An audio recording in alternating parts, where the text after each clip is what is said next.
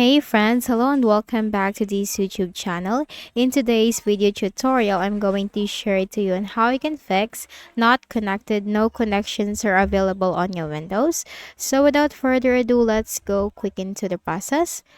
So first is you have to go ahead in the Windows search bar and type Internet Options. Click on Internet Options under the Best Match. Now click on the Advanced tab. Here you'll find this option Restore Advanced Settings. Click on Apply. Click on OK.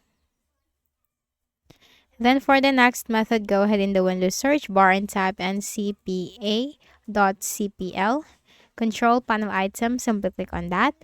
Now here you need to locate your connection. Make a right click and make sure this is not disabled. So if this is disabled in your case, you need to make a right click and then select Enable. This is a basic solution, but most of the time this will fix. So make sure this is not disabled from here. And once done, close this window. Then go ahead in the Windows search bar and type Device Manager. Click on Device Manager under the Best Match. Now here in the Device Manager window, you need to locate your network adapters.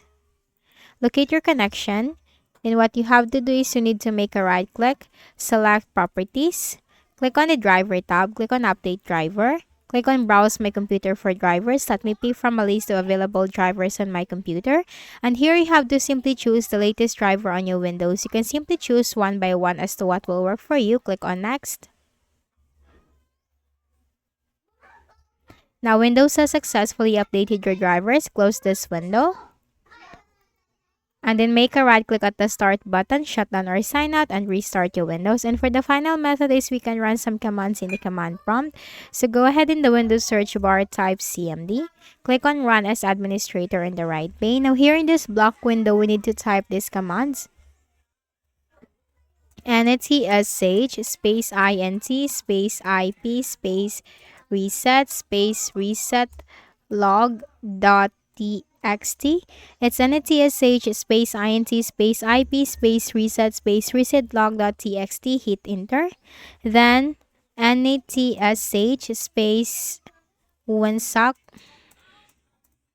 space reset. Hit enter. Then type exit. Hit enter.